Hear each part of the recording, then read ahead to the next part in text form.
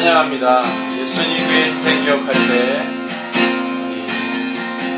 처음 해보는 찬양인데 이렇게 배우시면서 함께 찬양하겠습니다.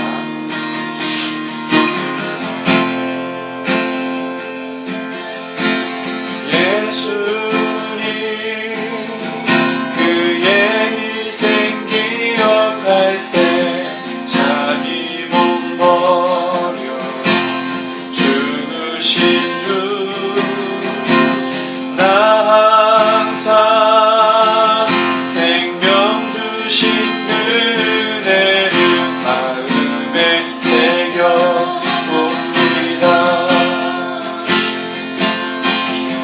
마음에 새겨봅니다.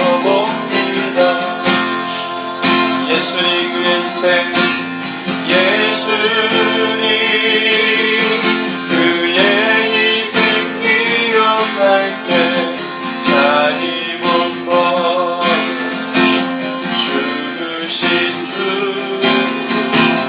나 항상 생명 주신 은혜를 마음에 새겨봅니다.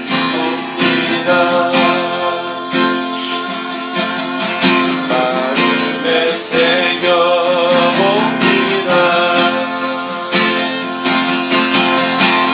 주 달리신 십자가를 내가 볼 때 주님의 자비 내 마음은 겸손해 주께 감사하며 내 생명 주께 드리네.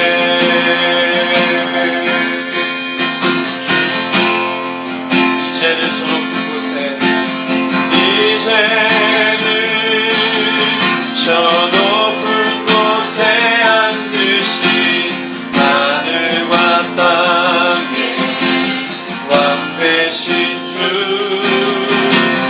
나 이제 놀라운 구원의 은혜 높여 찬양하리라.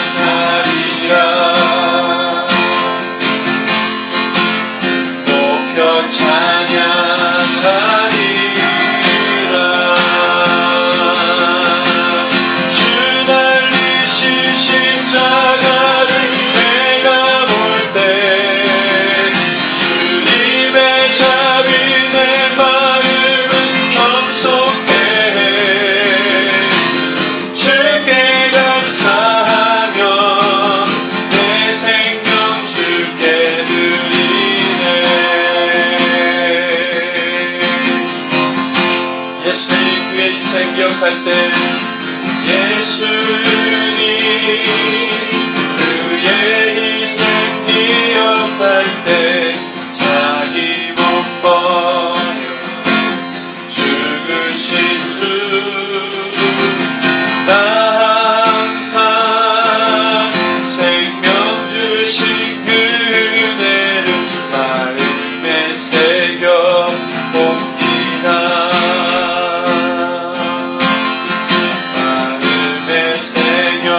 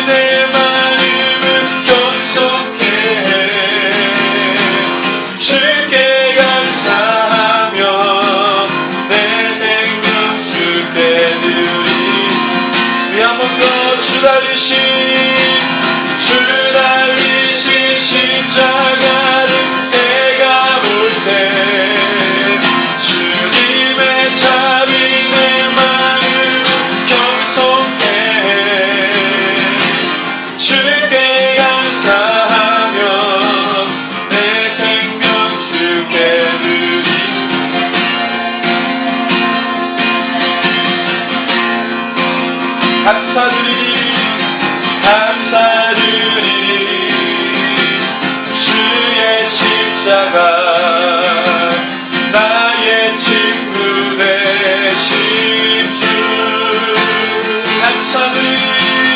감사드리니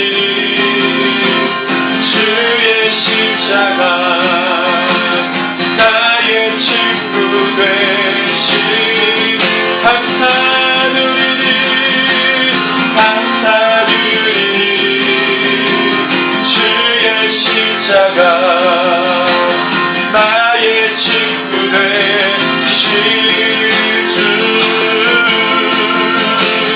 감사드리니 주의 십자가 나의 친구 되신 주 달리신 십자가 내가 볼 때 주님의 자비 내 마음은 겸손해 주께 감사하며 내 생명 주께 드리니 주 달리신 십자가를 내가 볼 때 아멘 주님의 자비 내 마음 겸손해 주께 감사하며 내 생명 주께 드리네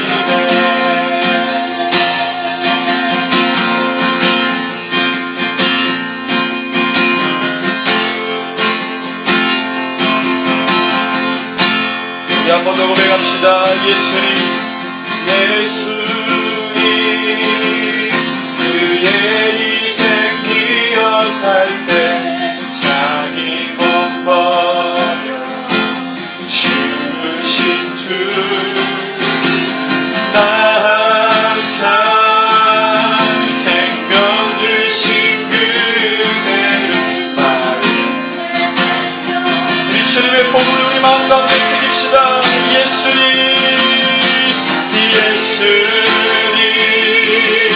그의 희생 기억할 때 자기 몸 버려 죽으신 주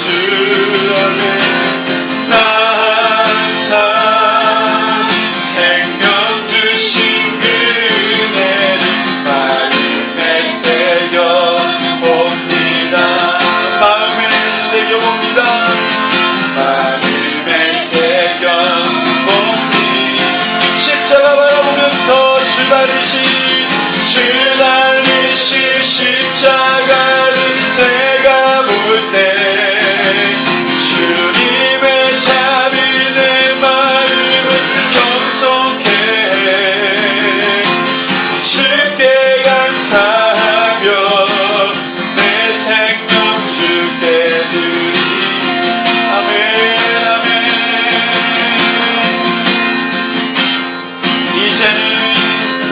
이제는 저 높은 곳에 앉으신 하늘과 땅의 왕 되신 주 나 이제 놀라운 구원의 은혜 높여 찬양하리라 높여 찬양하리라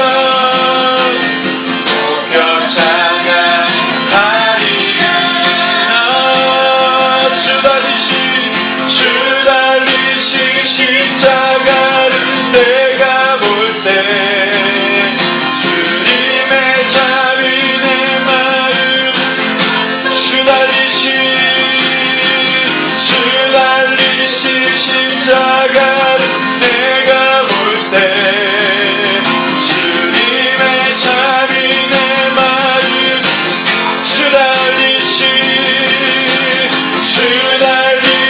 십자가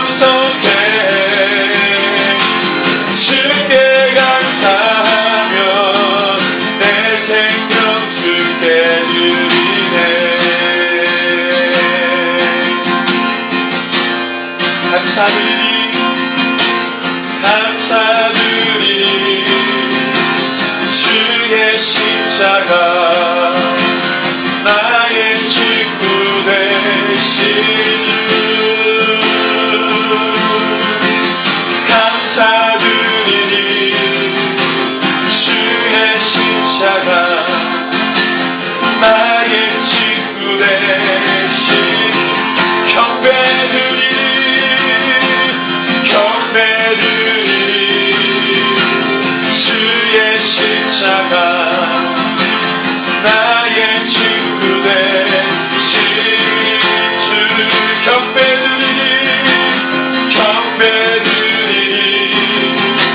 주의 십자가 나의 친구 되신 주.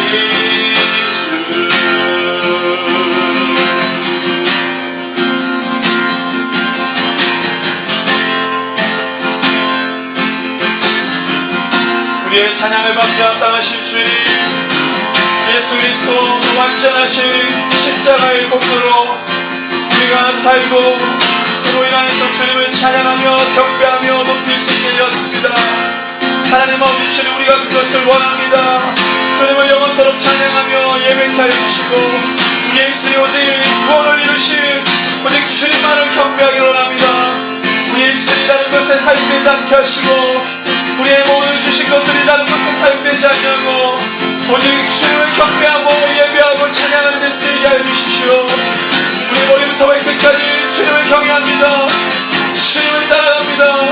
하나님 이 시간에 말씀 안으로 들어갈 수 있도록 다시 한번 우리 가운데 주연을 물붓듯 쏟아부으십시오라고 우리 함께 주의 이름으로 기도합니다. 주여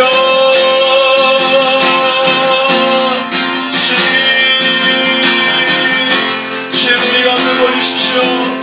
하나님 아버지 주의 폭포수와 같이 우리 가운데 주의 이름을 쏟아부어주십시오. 오 주님 감사드리니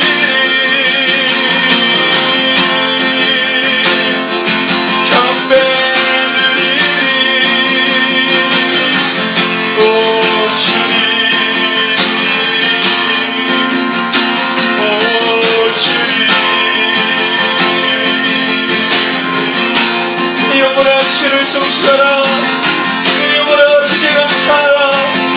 오 만물을 창조하시고 섭리하신 주님을 바라보라. 오 주님 앞에 나갑니다. 우리가 하나님 아버지를 보여주십시오. 제 놀라운 역사를 이루게 하여 주십시오.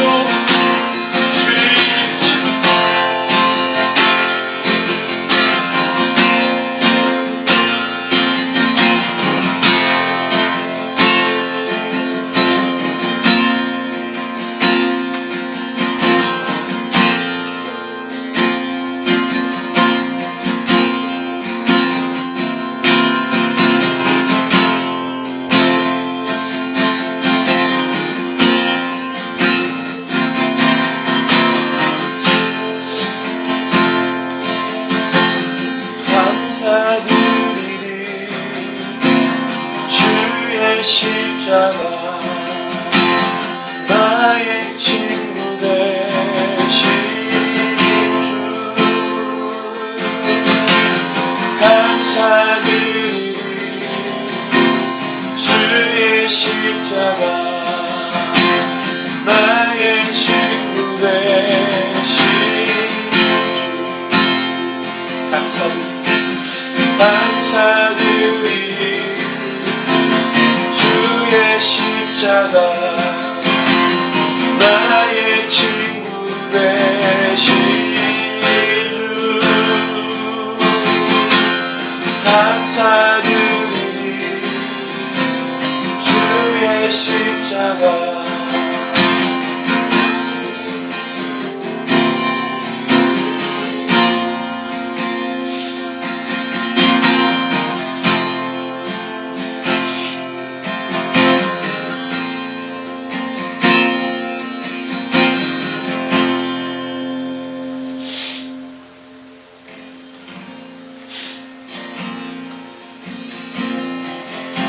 감사합니다. 우리를 영원토록 사랑하시고 그 어느 것보다도 귀하게 여기시는 주님, 우리가 주님을 그렇게 송축하고 외치며 주님 오시는 그날까지 경배할 수 있는 주의 성도가 되게 하여 주십시오. 우리의 입술을 하나님 주님을 찬양하는 것에 쓰이게 하시고 우리의 손과 발이 세상을 향해 빠르게 달려가는 손과 발이 아니라 주님의 은혜를 도모하고 그 은혜를 사모하며 달려나가는 손과 발이 되게 하여 주시옵소서. 내 모든 육신을 주님 앞에 의탁합니다. 죄 가운데 있을 수밖에 없는 이 못난 육체 하나님 이 시간에 보좌 앞에 나아가 주의 은혜로 다시 깨끗한 받기 원합니다. 하나님 아버지 주의 거룩한 오른손으로 안수하여 주시옵소서. 하나님 아버지 우리의 죄가 주홍같이 붉을지라도 양털같이 희겠다 말씀하셨습니다.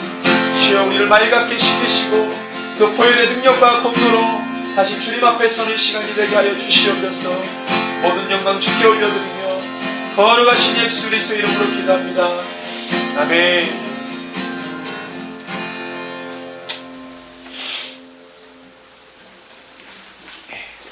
할렐루야. 예, 오늘 바울의 미션 7번째 시간입니다. 우리 사도행전 오늘 제가 데살로니가전서에 관련된 이야기를 한다고 제가 말씀을 드렸는데, 우리 2차 선교 여행에 대해서 우리 저번에 한번 살펴봤고요. 2차 선교 여행 말미에 썼던 데살로니가전서 쓰인 장소는 여러분들 이제 기억나시죠? 고린도 지역에 와서 1년 6개월간 있으면서 데살로니가 전서를 쓴 것으로 우리가 이제 봅니다. 그래서 2차 선교 여행의 종착지였던 이 고린도 유럽의 마지막 끝쪽에 있는 그 아가야 반도에 있는 고린도 지역에서 1년 6개월간 있으면서 데살로니가 전서를 쓰죠. 데살로니가 전후서를 썼다고 그러는데, 자, 사도행전 17장에 데살로니가 지역에서 사역했던 바울의 모습이 나옵니다. 그래서 이제 쭉 어떤 사건들이 있었는지를 보는데, 여러분들 그와 동시에 데살로니가 전서 후서를 좀 보십시오. 제가 간략하게 이것을 좀 서머리하는 식으로 쭉 가겠습니다. 자, 데살로니가 지역에서는 여러분들 사역이 어느 정도 열매가 있었지만 박해를 받았습니다. 그래서 빌립보를 거쳐서 데살로니가로 이제 갔을 때, 빌립보에서는 어떤 일이 벌어졌습니까? 빌립보에서 바울과 실라가 감옥에 갇히잖아요. 그죠? 점치는 귀신 들린 여종을 고쳐주니까 그 시내에 있는 유력자들이 그 점치는 이 귀신 들린 여종을 통해서 뭔가 이 수입을 얻었던 이 사람들 때문에 감옥에 갇히게 됩니다. 유력자들 때문에. 거기서 바울과 실라, 그죠? 이 데살로니가전서 1장에 보면은 바울과 1장 1절에 자기를 소개할 때 이렇게 나옵니다. 바울과 실루아노와 디모데. 실루아노가 바로 신라입니다. 그래서 바울이 이 신라와 함께 그 빌립보 감옥에서 하나님을 찬양하니까 놀라운 역사를 일어나죠. 그래서 거기 간수도 예수를 믿고 그 가족이 예수를 믿는 놀라운 역사. 자, 그리고 그 경험을 하고 데살로니가로 왔는데, 그 안식일 회당에서 성경을 가지고 이제 뜻을 풀어주고, 이제 그리스도가 해를 받고 죽은 자 가운데 다시 살아나는 것을 복음을 증언하죠. 그랬더니 놀라운 역사들이 일어납니다. 그 중에 어떤 사람과 경건한 헬라인의 큰 무리와 적지 않은 귀부인도 권함을 받고 바울과 실라를 따르나, 유대인들이 시기에서 이제 여러 가지 많은 공격을 받죠. 그리고 데살로니가에서 나와서 베레아로 가게 됩니다. 그래서 이런 이 일들을 여러분들이 기억하고 있을 거예요. 그래서 대략 데살로니가에서 약 3주 정도 있다고 우리가 추측을 합니다. 3주 정도 머물면서 사역을 했는데, 데살로니가 전서를 우리가 이제 볼 수 있잖아요. 그래서 사도행전의 기록과 사도행전은 그랬다더라 라고 누가가 쓴 거예요. 이 친필인 데살로니가 전서를 썼던 바울의 그때 당시에 상황을 우리가 면밀히 살펴보려면 데살로니가 전서를 보시면 됩니다. 데살로니가 전후서를 보시면은요, 바울이 이야기하고 싶었던 것이 뭐냐면, 자, 일단은 지금 나올 때에 지금 고린도에 누구만 있냐면, 누구만 있습니까? 바울만 있거든요. 누구를 떼어놓고 왔죠? 디모데와 신라를 놓고 왔어요. 그래서 디모데와 신라 편으로 무엇을 듣고자 했냐면, 급하게 와서 데살로니가 공동체 안에 어떤 일이 있었는지, 어떤 이 변화가 있는지에 대한 궁금증이 바울에게 있었어요. 그곳에서 사역을 해서 어느 정도 공동체가 이루어졌는데, 그 교회가 튼튼하게 잘 세워졌는지, 아니면 여러 가지 내가 있을 때 박해를 받았던 것 같이 그들도 불편함을 겪으면서 믿음이 떨어졌는지, 여러 가지 많은 궁금증이 있었어요. 자, 그래서 그것을 가지고 이야기하는데 처음에 1장에서 3장, 데살로니가전서 1장에서 3장은 자, 이 어떤 이 안부를 묻는 것과 그 다음에 여러 가지 대략적인 내용들을 이제 쭉 썼습니다. 우리가 보고 싶은 것은 4절에서 5절인데, 4장에서 5장인데, 데살로니가전서 4장 5장인데, 자, 그래서 결론은 뭐냐? 데살로니가 공동체에게 원하는 바울의 입장은 뭐냐? 4장 1절에 나옵니다. 쭉 나오는데, 그러므로 형제들아, 우리가 끝으로 주 예수 안에서 너에게 구하고 권면하노니, 너희가 원하는 것이 있다. 하나님께 구하는 것이 있는데, 너희가 마땅히 어떻게 행하며 하나님을 기쁘시게 할 수 있는지를 우리에게 배웠으니, 곧 너희가 행하는 바라 더욱 많이 힘쓰라. 자, 너희가 하나님을 어떻게 하면 기쁘시게 하는지에 대해서 우리에게 배운 대로 해라.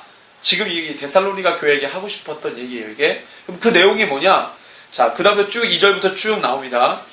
우리가 주 예수로 말미암아 너에게 무슨 명령으로 준 것을 너희가 아느니라. 알려줬다 이거죠. 알고 있다 이거예요. 하나님의 뜻은 이것이니 뭐냐?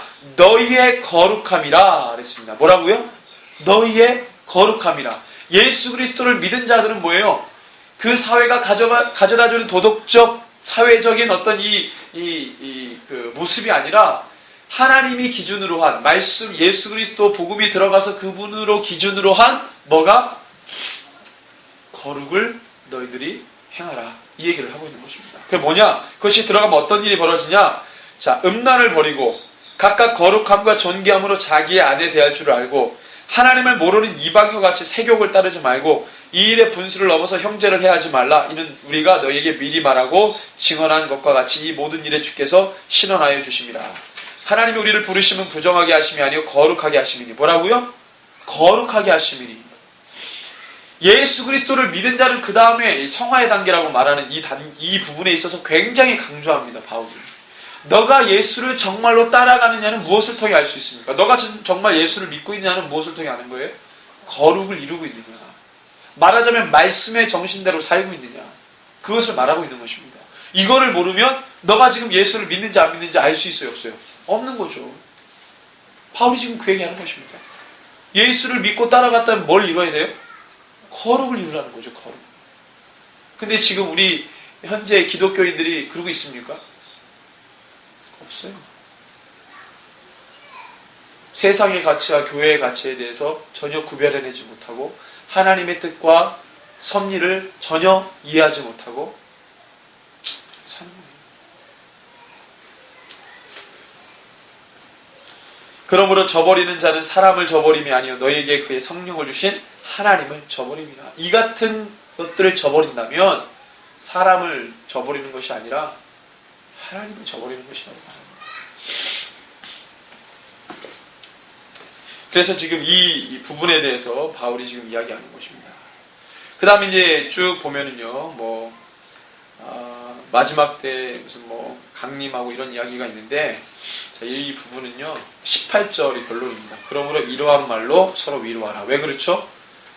특별히 데살로니가 지역에 있는 사람들은요, 굉장히 많은 핍박을 받았다는 것으로 추측이 됩니다. 왜 그렇죠? 바울이 거기서 복음 전할 때 유대인 사람들이 바울을 못살게 굴고 쫓아냈거든요. 근데 거기에 씨를 뿌려가지고 씨가 자라나고 있는데 그 사람들을 가만 놔둘 리가 없어요. 그냥 엄청나게 고통을 받는 거죠. 그래서 이런 말로 서로 위로합니다. 우리가 항상 누가 함께 있다? 주와 함께 있다. 이런 말로 서로 위로하라. 자, 그 다음에 이야기하는 것이 바로 5장에 나오는데, 자, 뭐냐면, 자, 마지막 때에 너희들이 어떻게 대처하고 어떠한 신앙의 모습으로 있어야 되는지를 말합니다. 3절에 그들이 평안하다, 안전하다 할 그때에 임신한 여자에게 해상과 고통이 이름과 같이 멸망이 갑자기 그들에게 이르리니 결코 피하지 못하리라. 형제들아 너희는 어둠에 있지 아니하며 그날이 도둑같이 너에게 임하지 못하리니 너희는 다 빛의 아들이요 낮의 아들이라. 우리가 밤이나 어둠 속에 속하지 아니하나니 그러므로 우리는 다른 이들과 같이 하지 말고 오직 깨어 정신을 차릴지라. 이 데살로니가 교회에게 말한 4장과 5장의 느낌이 다른데 4장은 뭐예요? 너희들이 구원받은 자로서의 성화의 삶을 어떻게 살아낼 것이냐 이 말을 했고, 마지막 5장에는 뭘 말해요? 마지막 때 너희가 그래서 어떠한 신앙의 모습으로 살아야 될지에 대해서 이야기합니다. 결론은 뭡니까? 오직 깨어서 정신을 차리고 주님 오시는 그날을 위해 힘써 살아가라. 그러므로 피차 11절에 그러므로 피차 권면하고 서로 덕을 세우기를 너희가 하는 것 같이 하라. 게으르지 마라. 14절부터 쭉 얘기합니다. 그래서 우리가 잘 아는 말씀이 쭉 나오죠. 자, 16절부터 27절까지 있습니다. 항상 기뻐하라. 쉬지 말고 기도하라. 범사에 감사하라. 이것이 그리스도 예수 안에서 너희를 향하신 하나님의 뜻이니라. 성령을 소멸하지 말며 예언을 멸하시지 말고 범사에 하려 좋은 것으로 취하고 악은 어떤 모양이라도 버리라. 평강의 하나님이 친히 너희를 온전히 거룩하게 하시고 또 너희의 온 영과 혼과 몸이 우리 주 예수 그리스도께서 강림하실 때에 흠없게 보존되기를 원하노라. 너희를 부르시는 이는 미쁘시니 그가 또한 이루시리라. 형제들의 우리를 위하여 기도하라. 거룩하게 입맞춤으로 모든 형제에게 문안하라. 내가 주를 힘입어 너희를 명하노니 모든 형제에게. 자, 이게 데살로니가 교회에게 마지막에 준 바울의 권면입니다. 우리는 항상 기뻐하고 쉬지 말고 기도하고 범사에 감사하라만 알고 있지만 이 목록 쭉 이야기하는 가운데 세 가지죠. 그렇지만 더 있습니다. 성령을 소멸치 말며 예언을 멸시하지 말고 범사에를 좋은 것을 예언을 멸시하지 말라는 것은 하나님의 말씀, 하나님이 주신, 하나님께서 떨어뜨려 주신 그 말씀을 멸시하지 말라는 거예요. 악은 어떤 모양이라도 버려라. 그 다음에 주목할 것이 23절이죠. 평강의 하나님이 친히 너희를 온전히 거룩하게 하시고 또 너희의 온 영과 혼과 몸이 우리 주 예수 그리스도께서 강림하실 때 어떻게 되기를 원한다? 흠없게 보존되기를 원한다는 거예요. 우리의 그 거룩의 모습이 주님이 오실 때까지 뭐 하기를 원한다? 보존되기를 원한다는 거예요. 그러면 보존되지 않을 수도 있다는 얘기죠. 그 반대일 경우도 생길 수 있다는 거죠. 그러니까 그러지 않기를 뭐하라? 힘쓰라라는 거예요. 그래서 22절에 악은 어떤 모양이라도 버려라. 그 힘쓰는 겁니다. 그래서 우리를 위해서 기도하고 중보하는 사역들을 이야기합니다. 데살로니가 후서는 뭡니까? 자, 이런 일들이 벌어졌어요. 마지막 때에 대해서 얘기하니까 이 공공연하게 2장 2절에 보면은 영으로나 또는 말로나 또는 우리에게서 받았다는 편지로나 주의 날이 이르렀다고 해서 쉽게 마음이 흔들리거나 두려워하거나 하지 말아야 한다는 것이라. 어떤 사람이 나타났냐면 야 이제 마지막 때야 라고 사람들에게 겁주고 이런 어떤 사람들이 등장하기 시작했어요. 그래서 바울이 그 부분에 대해서 얘기합니다. 물론 우리가 마지막 때를 준비하고 예비해야 되지만 마지막 때 어떤 일이 벌어진다 그래요? 3절부터 읽어보면 누가 어떻게 하여도 너희가 미혹되지 말라. 같이 읽습니다. 먼저 배교하는 일이 있고 뭐부터 있어요? 배교. 마지막 때의 시작은 뭐부터 있다? 배교하는 일부터 있고 저 불법의 사람 곧 멸망의 아들이 나타나기 전에는 그날이 이르지 아니하리니. 자, 그러면 예수님께서 마태복음 24장에 말씀하신 것과 어떻게 됩니까? 생각해 볼 수 있겠죠? 자, 먼저 뭐 하는 일? 배교하는 일. 자, 배교하는 일이 일어났다. 그 배교하는 일이 일어나기 전에 어떤 상황이 펼쳐지겠어요? 예? 자, 보십시오. 마태복음 24장으로 돌아가면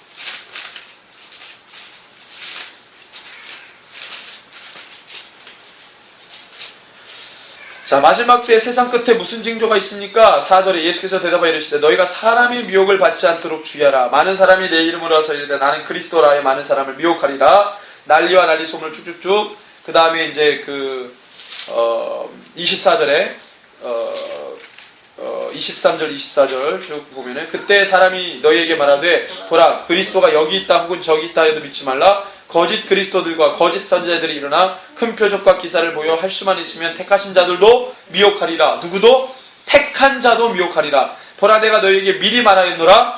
그러면 사람들이 너희에게 말하되 보라 그리스도가 광야에 있다 해도 나가지 말고 보라 골방에 있다 해도 믿지 말라. 번개가 쭉쭉쭉. 그죠? 그래서 마지막 때에 배교를 어떤 판이 짜지면 배교가 일어나겠어요? 미혹. 배교를 할 수밖에 없는 상황이 벌어지죠. 우리가 무슨 바보입니까? 그냥 생뚱맞게 와가지고 예수 안 믿으면 그래서 배교할 사람은 어디 있겠어요? 판이 짜여진다는 건 판이. 그런 상황이 있을 수밖에 없는 상황이 짜진다는 거예요. 역사가 좀 그렇게 가잖아요. 어느 날 갑자기 생뚱맞게 나와가지고 사람들에게 믿지 말아라 그러면 안 믿을 사람 어디 있겠어요? 바보죠. 독재시대다니. 인권이 지금 막 사람들의 입에 오르내리고 있는 시대에 그런 일은 없죠. 근데 마지막 때에 분명히 배도하는 일이 먼저 있다 그러면 반드시 그것을 행하기 위한 베이스 이 상황들이 연출되기 시작한다. 그리고 난 다음에 계시록에 보면 어떻게 됩니까? 계시록이 아주 자세히 나오게 13장.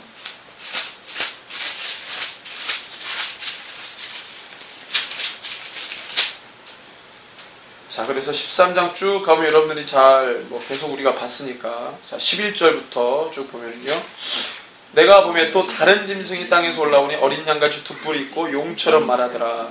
그가 먼저 나온 나온 짐승의 모든 권세를 그 앞에 행하고 땅과 땅에 사는 자들을 처음 짐승에게 경배하게 하니 곧 죽게 되었던 나으니라. 큰 이적을 행하는데 심지어 사람들 앞에서 불이 하늘로부터 땅에 내려오게 하고.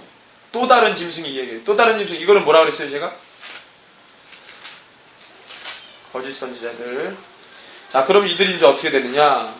계시록 19장 17절부터 21절 보면, 또 내가 보니 한 천사가 태양 안에 서서 공중에 나는 모든 새를 향하여 큰 음성으로 외치르되 와서 하나님이 큰 잔치에 모여 왕들의 살과 장군들의 살과 장사들의 살과 말들과 그것을 탄 자들의 살과 자유인들이나 종들이나 작은 자나 큰 자나 모든 자의 살을 먹으라더라. 또 내가 보면 그 짐승과 땅의 임금들과 그들의 군대들이 모여 그 말 탄 자와 그의 군대와 더불어 전쟁을 일으키다가 짐승이 잡히고 그 앞에서 표적을 행하던 거짓 선지자도 함께 잡혔으니 이는 짐승의 표를 받고 쭉 얘기하죠. 누구도 함께 잡혔다? 짐승이 잡히고 거짓 선지자. 자, 그러면 13장에 나오는 짐승이 있고 무슨 짐승이 있어요? 또 다른 짐승이 나온단 말이에요. 그 또 다른 짐승이 뭐라는 거예요? 거짓 선지자. 거짓 선지자. 얘네들을 다 합해서 뭐라 그래요? 적그리스도이 되는 거죠. 그렇죠? 그래서 이런 일들이 베이스에 깔리고 난 다음에 어떤 일이 벌어진다고요? 배교하는 일이 있게 된다는 것이죠.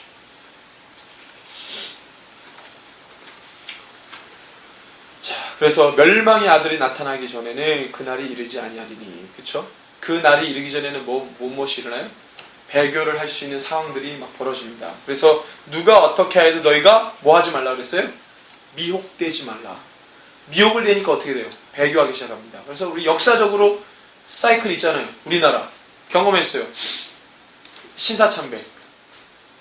자, 종교 지도자들이 뭐라 그랬습니까? 이거는 죄가 아니라 그랬죠. 미혹이죠. 신사참배는 우상숭배가 아니다. 누가 그렇게 얘기했습니까? 일본이 말했습니까? 아니죠. 우리 기독교 지도자들이 그렇게 얘기했죠. 그걸 반대하는 사람들도 있었지만 심지어 외국인 선교사들도 죄가 아니라고 그랬죠. 국민의례 뿐이다. 미혹이죠. 미혹. 그 미혹을 받고 사람들이 뭡니까? 배교하기 시작합니다. 우상숭배하고, WCC도 마찬가지죠. 그죠? WCC도. 거기에 우상숭배의 모든 정신이 다 담겨 있는데 어떻게 합니까? 배교하죠. 미혹을 받았어요. 그런 일들이 있습니다. 그러니까 배교하는 일이 먼저 있다. 자, 그래서 이런 일들이 있다는 것에 대해서 바울이 얘기했습니다. 불법의 비밀이 이미 활동하였으나 2장 7절에 지금은 그것을 막는 자가 있어 그 중에서 옮겨줄 때까지 하리라. 그때 불법한 자가 나타나느니 주 예수께서 그 입의 기운으로 그를 죽이시고 강림에 나타나실 때 패하시리라. 언제? 강림하실 때에 나타나심으로 패하시리라. 악한 자의 나타남은 사탄의 활동을 따라 모든 능력과 표적과 거짓 기적과 불의의 모든 속임으로 멸망하는 자들에게 있으리니 이는 그들이 진리의 사랑을 받지 아니하여 구원을 받지 못함이라. 이러므로 하나님이 미혹의 역사를 그들에게 보내사 거짓 것을 믿게 하심은 진리를 믿지 않고 불의를 좋아하는 모든 자들로 하여금 심판을 받게 하려 하심이라. 미혹을 조심하시기 바랍니다. 미혹이 올 때는 내가 미혹이다 이러고 오잖아요. 이마에다가 미혹 쓰고 오지 않는단 말이에요. 미혹 명찰을 달고 오잖아요. 전혀 저게 미혹이 아닌 것처럼 옵니다. 그게 미혹이죠. 그런데 신천지나 통일교 같은 경우는요, 미혹 축에도 못 끼는 거예요. 그거는 드러나 있는 거니까 이미. 이런 것들을 조심할 필요가 있습니다. 이런 것들을 바울이 데살로니가 공동체에 정말로 순하게 선하게 지금 막 자라나고 있는 그 교회 공동체 안에 이렇게 또 가라지처럼 뿌리고 다니는 애들이 있었어요. 바울이 데살로니가 전후서를 통해서 그들에게 이제 가르치는 겁니다. 그렇죠? 이런 내용들이 데살로니가 고린도에 있을 때 데살로니가 지역 교회를 향해서 이런 내용들을 쓰게 됐죠. 그래서 우리가 지금 이제 사도행전으로 돌아와서 몇 장인가요? 18장에 이제 고린도 쭉 와서요.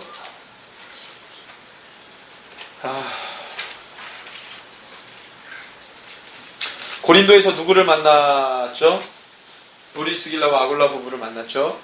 그죠?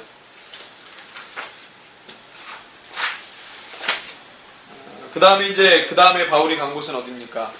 18장 18절에 보면은 갱그레아에서 서원하여 머리를 깎은 이 부분들이 나오죠.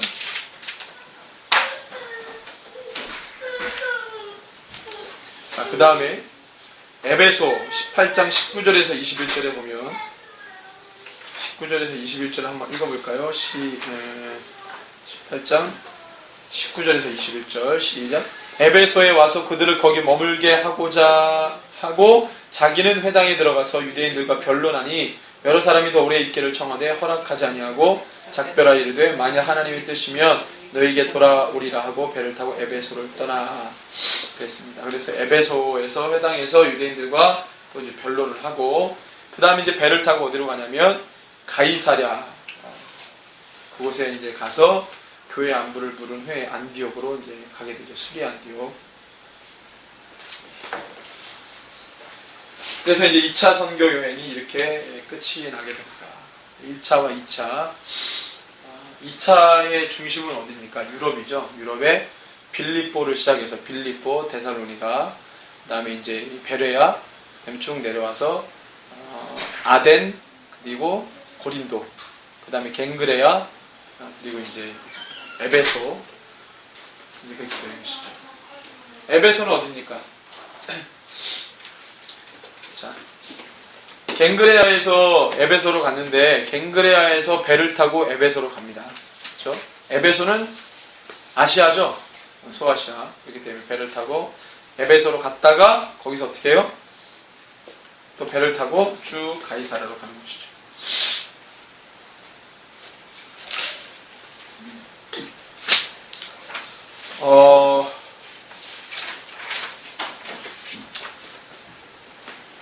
그래서 이제 2차 선교 여행이 끝났습니다.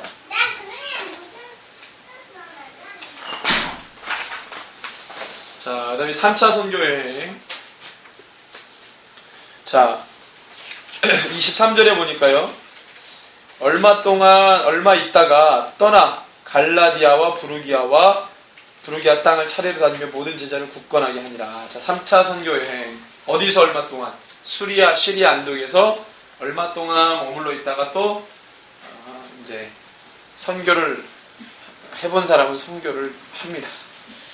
그러니까 슬슬 발동이 걸리는 거예요. 이따가 발동이 걸리지 바울이 나갈 때가 됐다 그래가지고 또 어떻게 합니까? 지도를 보시면 갈라디아 이렇게 안 써있네요. 갈라디아 그러면 여러분들 그 1차 선교 여행 때 더베, 이고니온, 루스드라 기억나시죠? 비시디 안디옥 갈라디아 지역입니다. 갈라디아와 부르기아는 갈라디아 옆에 있는 땅이에요. 그래서 이 부르기아에는 뭐 두아디라, 사데, 빌라델비아, 골로세, 라오디게아 이런 그 도시들이 있는 그런 이제 그 땅입니다. 갈라디아 옆이에요.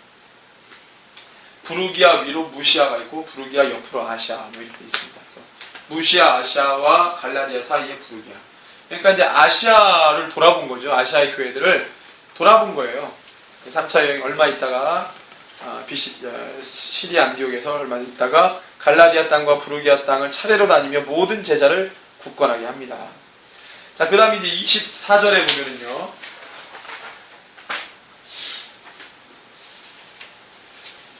자, 알렉산드리아에서 난 아볼로라 하는 유대인이 에베소에 이르니, 자, 알렉산드리아는 어디냐면 북아프리카.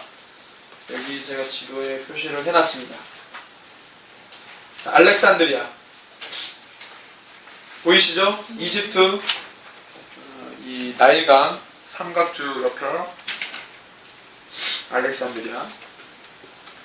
제가 저번에 로마 제국에서 최대 교육도시, 그러면 로마, 알렉산드리아, 길리기아, 다소, 이 세 군데입니다. 교육도시. 로마 제국의 최대 교육도시. 특별히 알렉산드리아는요, 그 당시 로마 세계권 안에서 가장 큰 도서관이 있었어요. 알렉산드리아에.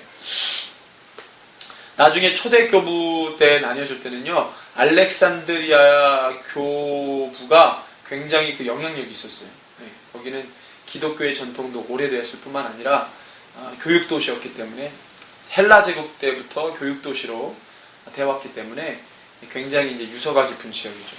이 알렉산드리아의 출신인 아볼로, 여러분 아볼로 아시죠? 어디에 나옵니까? 아볼로. 고린도전서 1장에 나옵니다. 아볼로. 한번 가볼까요? 고린도전서 1장. 그 아볼로가 이 아볼로인데, 자, 고린도전서 1장 12절에 보면 4개의 고린도 교회 분파가 있었어요. 자, 같이 읽습니다. 내가 이것을 말하거니와 너희가 각각 이르되 나는 바울에게, 나는 아볼로에게, 나는 게바에게, 나는 그리스도에게 속한 자란다는 것이니. 자, 이 고린도 교회가 4개의 분파로 나뉘어지는데 이 4개의 분파 중에 아볼로의 뒤를 줄 서! 그러면 딱 아볼로의 뒤를 줄을 쫙 쓸 만큼 아볼로는 영향력이 있었던 사람이요 라는 것이죠. 기독교의 전승에 따르면 아볼로는 언변이 굉장히 뛰어난 사람인데요. 언변이. 반대로 바울은 언변이 조금 부족하고 필력은 강한데 언변이. 알렉산드리아에서 난 아볼로라 하는 유대인입니다. 유대인이 에베소에 이르니, 에베소 어디입니까? 바울이 2차 선교 여행 때 들렀던 곳이죠. 그죠? 자, 그 에베소. 그 에베소에 이르니 이 사람은 언변이 좋고 성경에 뭐한 사람이다? 능통한 사람이라고 했어요. 성경에 능통한 사람은 언변이 좋은 것 같아요. 그가 일찍이 주의 도를 배워 열심으로 예수에 관한 것을 자세히 말하며 가르치나 뭐만 알더라? 요한의 세례만 알더랍니다. 그러니까 다 아는 건 아닌데 뭘 모른 거예요? 성령 세례를 모르는 거예요. 성령 세례. 요한의 세례만 알고. 그가 회당에서 담대히 말하기를 시작하거늘 브리스길라와 아굴라가 듣고 데려다가 하나님의 도를 더 정확하게 풀어이더라. 누가 가르쳐줘요? 바울의 제자인 브리스길라와 아굴라가 이 엄청난 언변이 뛰어나고 성경에 능통한 아볼로에게 세례 요한의 뭐만 알아요? 세례만 아니까 정말로 더 깊은 성령, 이 성령에 대한 이야기들을 브리스길라와 아굴라가 아볼로에게 가르치는 거죠. 아볼로가 아가야로 건너가고자 하므로, 아가야는 어디입니까? 머릿속에 딱딱딱 그림이 이제 그려주셔야 돼요. 아가야는 어디라고 그랬죠, 아까? 에베소는 어디죠?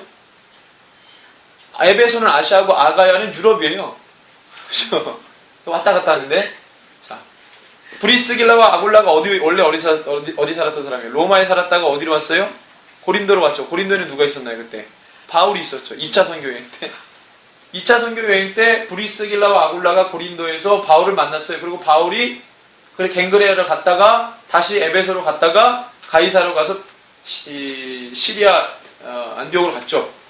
자, 그리고 난 다음에 얼마 동안에 있다가 그때 당시 때 아볼로가 어디 있었는지, 알렉산드리아 출신 아볼로가 그때 어디로 올라갔어요? 에베소로 간 거죠. 에베소에서 막 열심히 하고 있으니까 팔짱 끼고 브리스길라 아볼로가 이렇게 보다가 좀 부족한 것 같으니까 불러다가 양육시켰어요. 그 얘기인 거죠. 그래서 아볼로가 아가야로 그 다음에 건너가고자 하므로 형제들이 그를 격려하며 제자들에게 편지를 써 영접하라 했더니 그가 감에 은혜로 말미암아 믿은 자들에게 많은 유익을 주니 이는 성경으로서 예수는 그리스도라고 증언하여 공중 앞에 힘있게 유대인의 말을 이때 아가야 안에 무슨 도시가 있었습니까? 아가야로 갔다는 것은, 아가야는 도시 이름이 아니에요. 아가야는 강원도, 전라도 이런 개념이에요. 아가야는 도시가 아니에요. 아가야에서 최고의 유명한 도시가 어디였습니까? 고린도죠. 그러니까 이때 아가야 땅으로 갔다는 것은 어디로 갔다는 거예요? 고린도로 갔다는 거예요. 그래서 이때 아볼로가 고린도로 가서 그 사람들에게 많은 영향력을 주니까 고린도전서를 고린도전서를 언제 썼죠? 3차 여행 때 씁니다. 그러니까 2차와 3차 그 중간에 아볼로가 에베소 갔다가 고린도로 가서 많은 영향력을 주고, 이미 바울은 언제 2차 선교행 때 다 해놨죠. 밭을 다 이구고 갔고, 그 3차 여행 바울이 3차 여행 출발하기 전에 아볼로가 다시, 그러니까 둘이 만난 적은 없어요. 이렇게 서로. 그죠? 그래서 아볼로가 거기서 고린도 교회에서 많은 영향력을 행사합니다. 거기서 그래서 4개의 분파 중에 아볼로 분파가 생기게 된 거죠. 그죠? 19장을 보면 여러분들 어느 정도 정리가 됐을 거라고 생각을 하고, 아볼로가 고린도에 있을 때에 바울이 어디 있습니까? 자, 바울은 3차 여행 시작할 때 어디에서 어디로 갔다 그랬죠? 갈라디아와 부르기아. 그래서 아시아에 있는 모든 교회들을 돌아보면서, 자, 머리에서 쥐나지 머리에서 주여. 네 꿈속에서 갈라디아 나온다 이제. 아볼로가 고린도에 있을 때에 바울이 윗지방으로 다녀 에베소에 와서 어떤 제자들을 만나 그랬습니다. 그러니까 서로 만난 적 없어요. 자, 바울이 윗지방에서 왔다 갔다 하다가 에베소로 갔어요. 그러니까 뭐예요? 윗지방 갈라디아와 부르기아와 이쪽을 쭉 다니면서 하다가 이제 어디로 갔다는 거예요? 에베소로 갔어요. 그때 아볼로는 어디에 있었다? 고린도에 있었다. 자, 어떤 제자들을 만났어요. 이르되 너희가 믿을 때 성령을 받았느냐? 이르되 아니라 우리는 성령이 계심도 듣지 못하였느라. 에베소에 가니까 에베소에서 누가 가르쳤었어요? 예전에? 아볼로가. 근데 성령은 못 가르쳤어. 뭐만 가르쳤어요?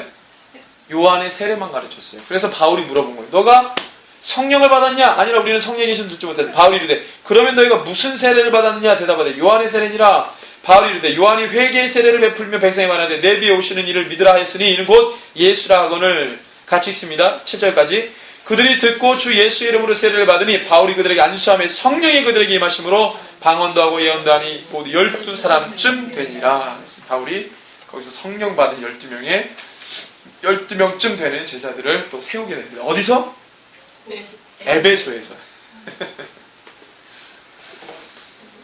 여러분들 힘들면 머리에다가 안수하세요. 예수 이름으로. 자, 바울이 지금 계속 에베소에서 사역을 하고 있는 거예요, 지금. 바울이 회당에 들어가 3달 동안 담대히 하나님 나라를 관할 강론하며 권면하되 어떤 사람들은 마음이 굳어 순종하지 않고, 자, 어떤 사람, 이게 4가지 땅에 떨어진 씨 비유하면 마음이 굳은 사람은 어떤 것에 비유할 수 있어요? 어떤 땅? 돌짝밭. 씨가 뿌려졌는데 돌짝밭이니까 어때요? 뿌리를 조금 내리다가 어떻게 됩니까? 해가 막 많이 내리쬐니까 습기가 없어서 말라버렸어요. 주여. 그래서 마음이 굳어서 순종하지 않았어요. 무리 앞에서 이 돌을 비방하고는 바울이 그들을 떠나 제자들을 따로 세우고 어디로 가서요? 두란노선의 날마다 강론합니다. 그래서 이곳에서 몇 년 동안? 2해면 몇 년이에요? 2년 동안 에베소 어디? 두란노라고 하는 서원에서 말씀을 가르쳐요. 자, 이때 사건이 하나 있었죠? 유두고가, 그죠? 말씀을 듣다가 어떻게 합니까? 그죠? 자빠졌어요. 차 3층에서 난간에서 듣다가 졸았어요. 탁 떨어지니까 죽어버렸단 말이에요. 네, 바울이 살렸죠. 이런 간증도 있고요. 2해 동안 이같이 하니 아시아에 사는 자는 유대인 헬레인 다 주의 말씀을 듣더라 했습니다. 자, 이런 이야기들이 이게 3차 여행 중에 있는 거예요, 지금. 그래서 쭉 보니까요, 하나님이 바울에게 막 놀라운 능력을 주셨습니다. 사역을 하게 하시는데 심지어 바울의 손수건이나 앞치마를 가져다가 병든 자에게 얹으면 그 병이 떠나가요. 이런 일들이 11절, 12절에 보면 나오죠. 자, 그 다음에 이제 마술사의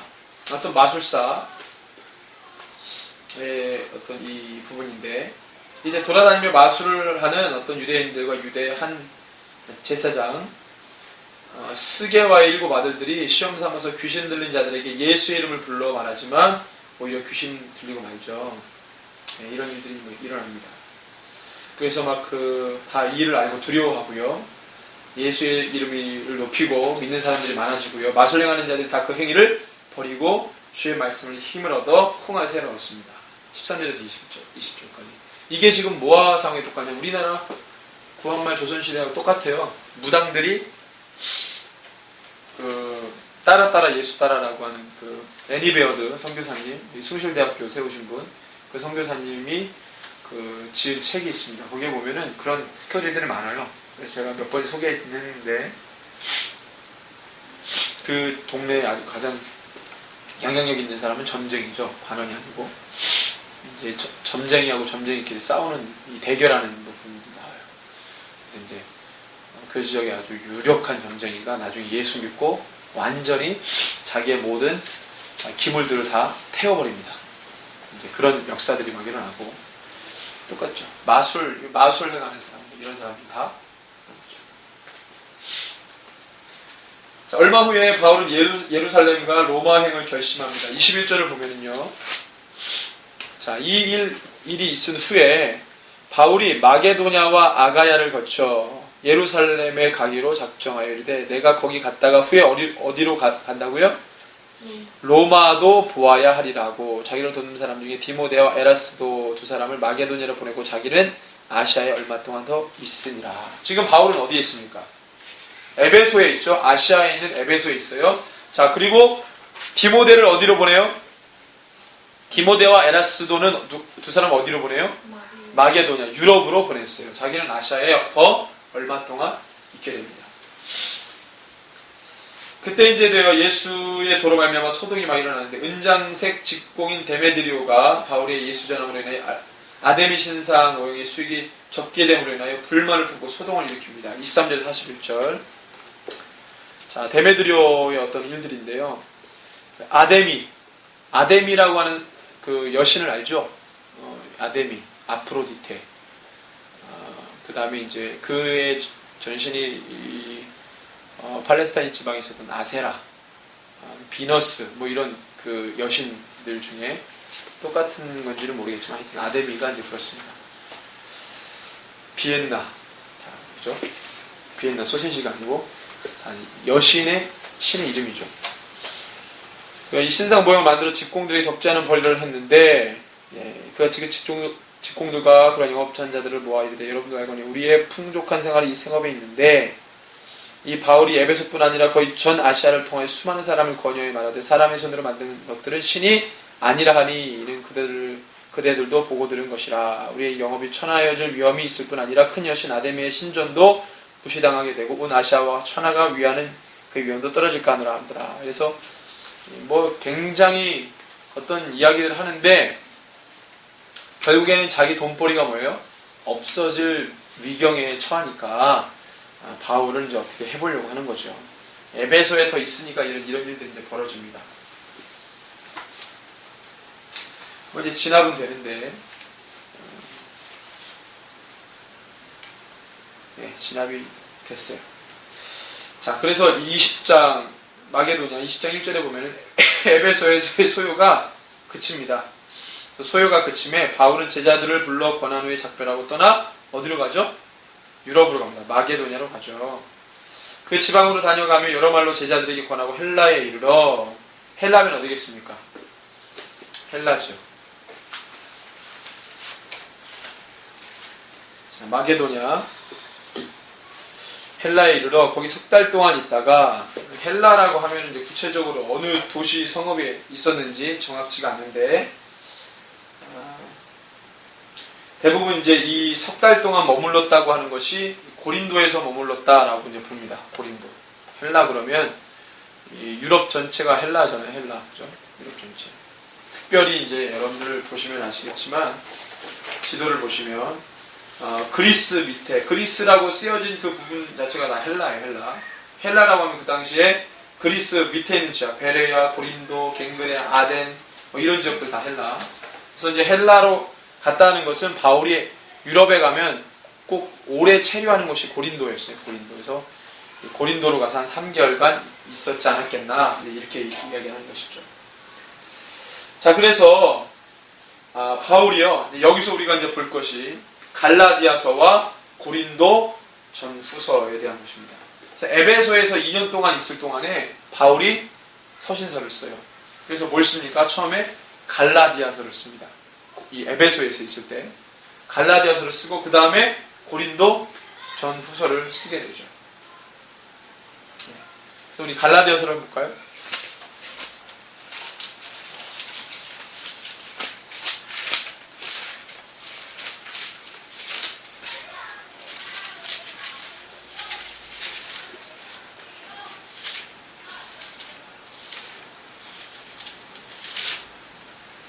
자, 갈라디아는 어디입니까? 갈라디아죠. 갈라디아서, 갈라디아 어디죠? 1차 선교 여행 때 기억하시죠? 이고니온, 루스드라, 더베 뭐 이런 비시디 안디옥 이런 성읍이 있었던 땅이죠. 그러니까 이제 이 3차 여행 선교 시작할 때 어디를 돌아갔다 그랬어요? 갈라디아와 부르기아를 지나서 어디로? 에베소로 갔다 그랬죠. 그래서 에베소에서 몇 년 있었다고요? 2년 있었죠. 그래서 돌아보고 에베소에서 2년 있을 동안에 갈라디아, 자기가 돌아본 그 갈라디아 쪽으로 뭘 보내요? 서신을 보냅니다. 그래서 갈라디아서를 이때 에베소에서 2년 동안 있을 때 쓰게 돼요. 갈라디아서의 내용을 좀 봅시다. 갈라디아서의 내용은 뭐냐면 여러분들 잘 기억해 주시면 됩니다. 로마서의 축소판입니다. 갈라디아서는. 그래서 율법에 관한 내용들을 많이 씁니다. 율법과 이 복음과의 어떤 이 위치, 관계를 이야기해요. 그래서 통상 갈라디아서를 로마서의 축소판이라고 말합니다. 자, 그러면 갈라디아서의 마지막 11절에서 17절까지 한번 읽어봅니다. 11절에서 17절 갈라디아서 6장 11절에서 16절까지 17절까지 내 손으로 너에게 이렇게 큰 글자로 쓴 것을 보라. 무릇 육체의 모양을 내려하는 자들이 억지로 너에게 할례를 받게 하며 육체의 모양을 내려하는 자들이 누구겠어요? 계속 배웠죠 우리가? 예수 그리스도를 믿었지만 모세의 할례를 계속 중요하다고 여기는 자들. 자, 시작. 무릇 육체의 모양을 내려하는 자들이 억지로 너에게 할례를 받게 함은 그들이 그리스도의 십자가로 말미암아 박해를 면하려 할 뿐이라. 할례를 받은 그들이라도 스스로 율법은 지키지 아니하고 너에게 할례를 받게 하려 하는 것은 그들이 너희의 육체로 자랑하려 함이라. 그러나 내게는 우리 주 예수 그리스도의 십자가 외에 결코 자랑할 것이 없으니 그리스도로 말미암아 세상이 나를 대하여 십자가에 못 박히고 내가 또한 세상을 대하여 그러하니라. 할례나 무할례가 아무것도 아니로되 오직 새로 지으심을 받은 것만이 중요하니라. 무릇 이 규례를 행하는 자에게와 하나님의 이스라엘에게 평강과 긍휼이 있을지어다. 이후로는 누구든지 나를 괴롭게 하지 말라. 내가 내 몸에 예수의 흔적을 지니고. 아멘.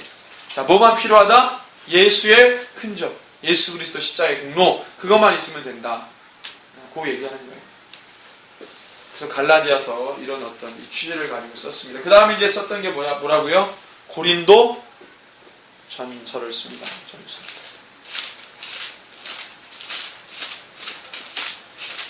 자, 바울이 에베소에 있을 동안에 고린도에는 누가 있었다고요?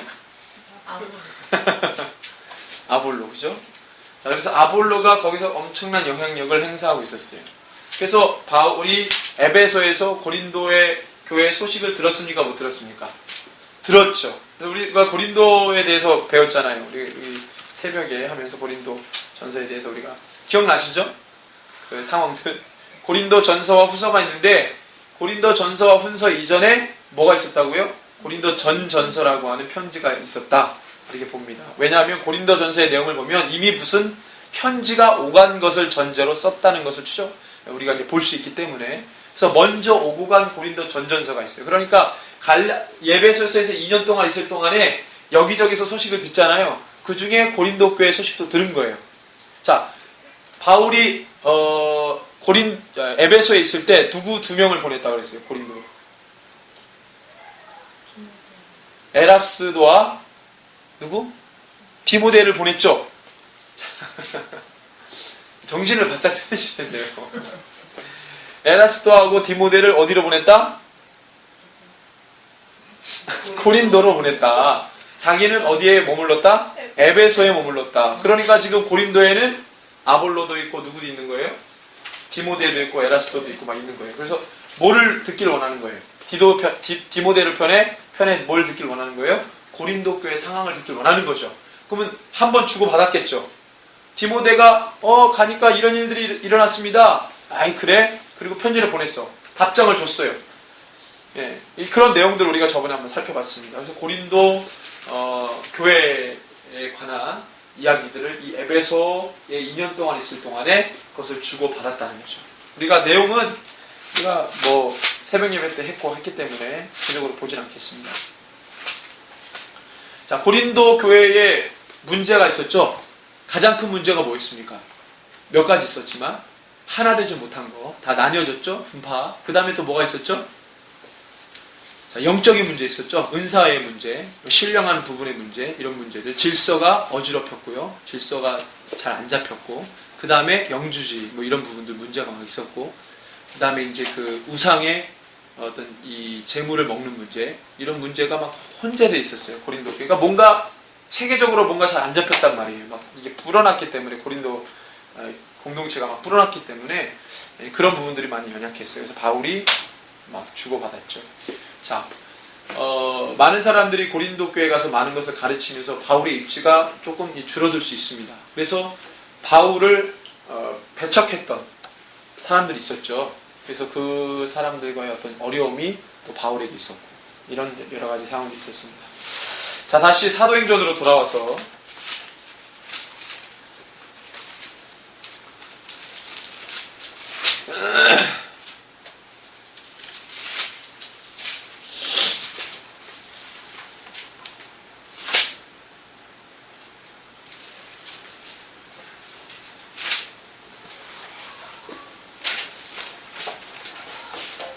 자, 20장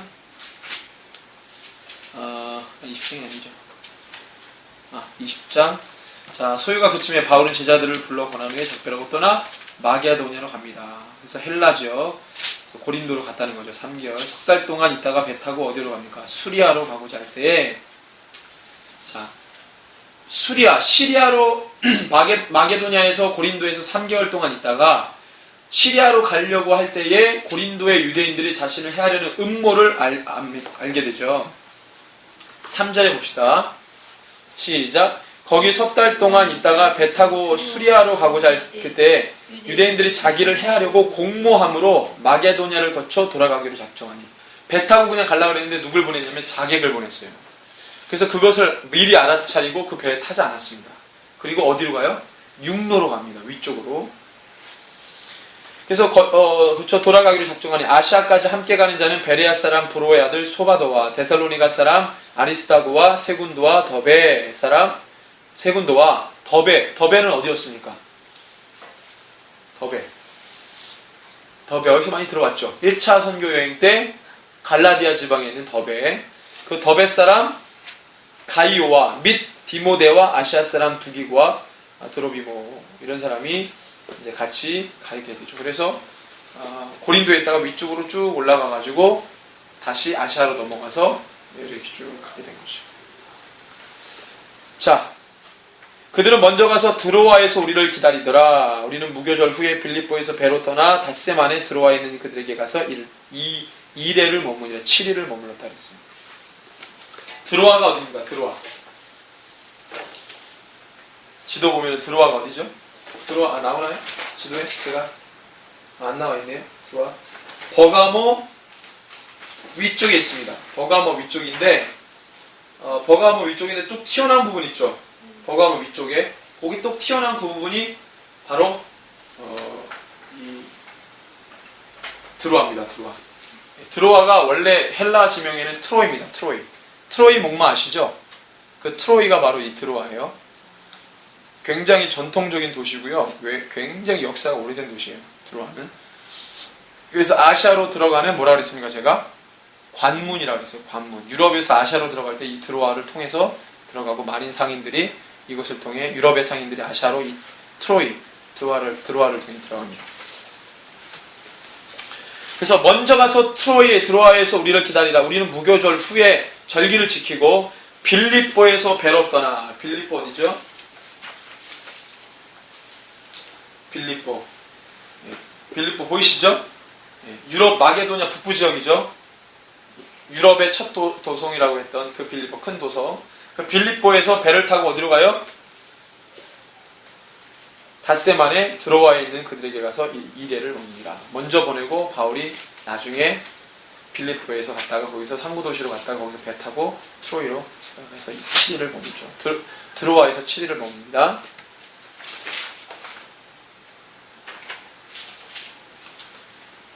그 전에 이제 고린도에서 3달간 머무를 때 또 뭘 써요? 자, 뭘 쓸까요?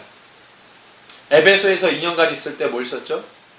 에베소에서 2년간 있을 때 갈라디아하고 갈라디아서하고 고린도 전후서를 썼고, 그 다음에 헬라에서 3개월간 있었다 그랬죠? 우리가 고린도에서 3개월 있다고 보는데 이때 로마서를 씁니다. 이때 로마서를 써요. 로마의 소식을 이때 여기서 많이 듣습니다. 그래서 로마서를 쓰게 되죠. 로마서는 여러분들 뭐 내용을 우리가 지금 계속 새벽에 보고 있으니까 여러분들 이렇게 보시면 되겠습니다.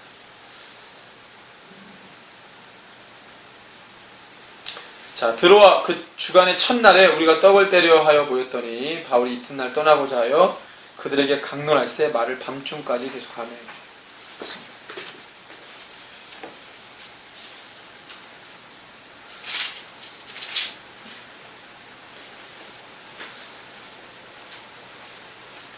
유두고가 에베소가 아니고 여기네요. 드로아네. 드로아네. 네, 에베소 저긴 줄 알았구나. 유두고가 드로아에서 그죠? 9절에 나오죠. 유두고라는 청년이 창에 걸터 앉아 있다가 깊이 졸더니 바울이 강론하기를 더 오래하며 졸음을 이기지 못하여 3층에서 떨어지는 직원을 일으켜 보니 죽었는지라. 그래서 살리죠. 바울이니까 말씀 듣다가 죽은 사람도 살리죠. 우리는 그런 능력이 없기 때문에 졸다가 무슨 일이 당하시면 그냥 당하셔야 돼요. 살릴 수가 없어요. 바울이나 살리지 살릴 수가 없어요. 그러니까 졸지 마시길 바랍니다. 그렇죠?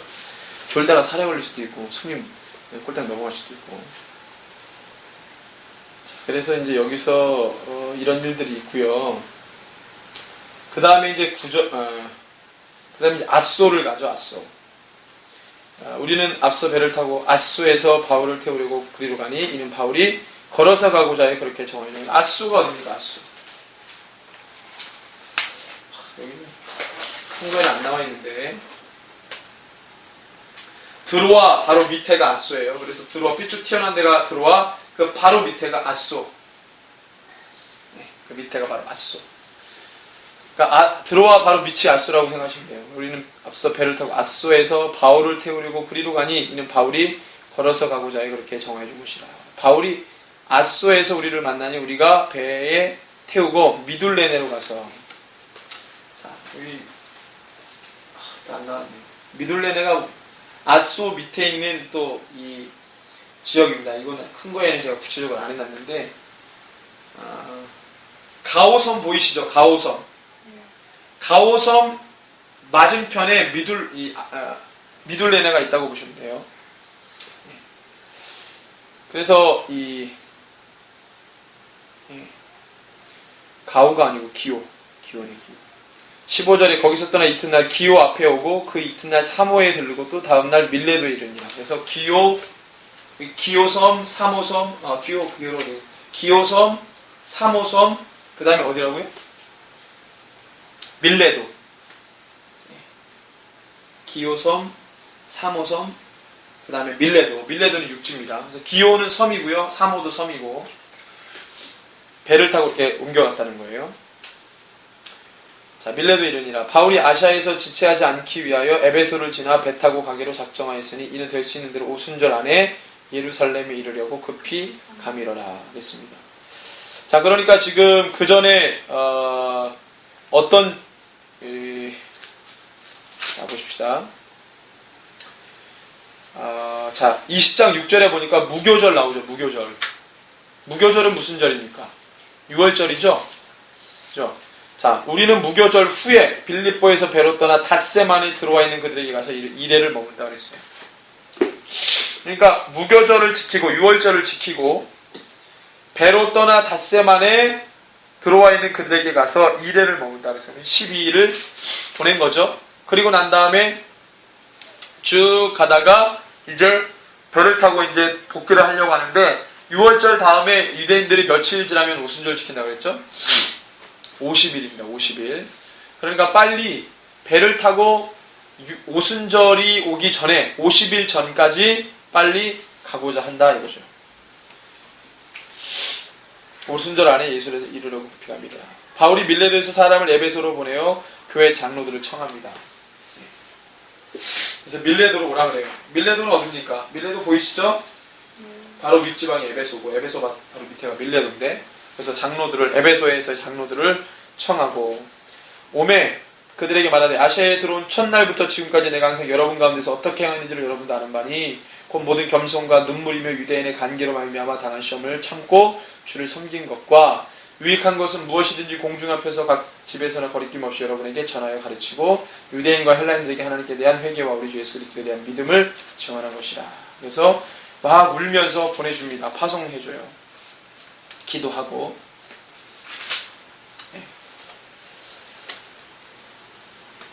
그래서 어디까지 하면 38절까지. 그래서 이 말을 한 후 무릎을 꿇고 그 모든 사람들과 함께 기도하니 다 크게 울며 바울의 목을 안고 입을 맞추고 다시 그 얼굴을 보지 못하리라 한 말로 말미암아 더 근심하고 배에까지 그를 전송하니라 그랬습니다. 자, 그래서 이제 이 3차 선교 여행 이렇게 이제 거의 이제 끝을 보죠.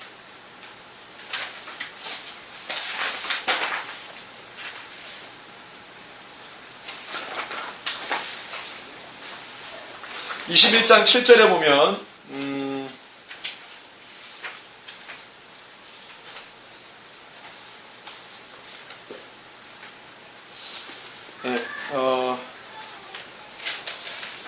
고스로 가서 처음에 이제 이 21장 1절에 보면 고스 밀레도에서 배를 타고 어디로 가냐면요 고스로 갑니다. 고스 섬 나오죠? 그죠? 밀레도 그 밑에 고스 섬 고스로 가서 이튿날 로도섬 보이죠? 로도에 이르러 거기서부터 바다라로 가서 그 다음에 베니게로 건너가는 배를 만나서 타고 가다가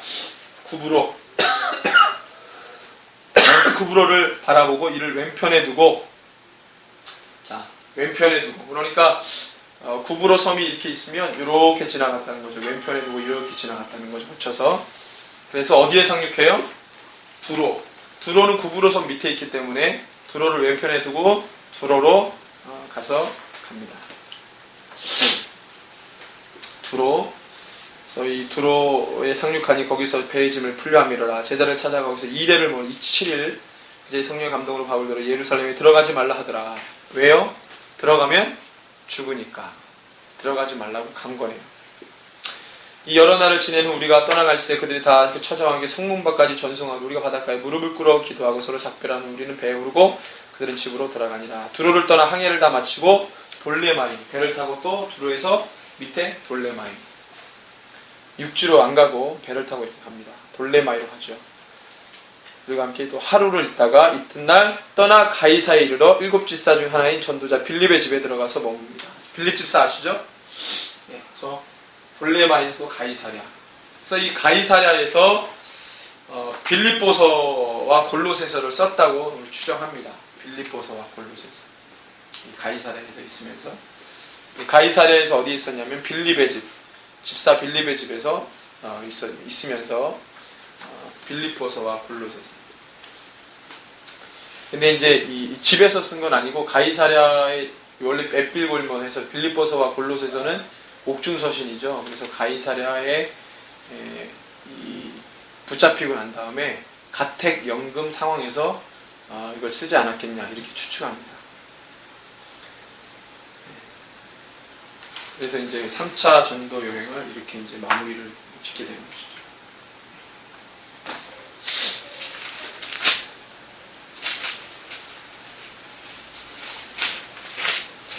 우리 다음 주에는 빌립보서와 골로새서를 좀 이렇게 보겠습니다. 그래서 바울이 어떤 상황에서 쓰게 됐는지 이제 보도록 하겠습니다. 오늘 3차 전도 여행까지 우리가 좀 보게 됐는데, 바울의 사역 일정과 또 이제 그곳에서의 사건과 또 서신서들을 쓰게 된 경위와 상황들을 우리가 좀 돌아보는데, 이렇게 보시게 되면 어느 정도 바울의 이렇게 이 경로와 또 바울의 친서와 사도행전의 관계가 잘 여러분들이 머리에 들어오시고 정리가 될 거라고 이제 생각을 합니다. 함께 기도하고 예배를 마치도록 합니다. 주님 감사합니다. 바울의 이 사역, 그가 이 사역 안에서 얼마나 열정을 가지고 주의 복음에 힘을 가지고 사역들을 감당했는지 하나님, 우리가 그것을 배우도록 하시고, 또 바울이 가지고 있었던 하나님을 사랑하는 그 마음과 영혼을 사랑하는 그 마음 또한 우리가 배울 수 있게 하시고, 주님이 주신 그 능력 가지고 주님 오실 때까지 사명 감당하는 주의 성도들이 되게 하여 주시옵소서. 지금은 우리 구주 예수 그리스도의 크신 은혜와 하나님 아버지의 무한하신 사랑과 성령 하나님의 위로 감동, 교통 충만, 치유 회복케 하시니 주님 오시는 그날까지 바울의 영성과 사명 감당함을 통해 그렇게 살기로 결단하는 우리 새벽예수 공동체 모든 예배자들 머리 위에 이제부터 영원토록 함께 계실지어다. 아멘.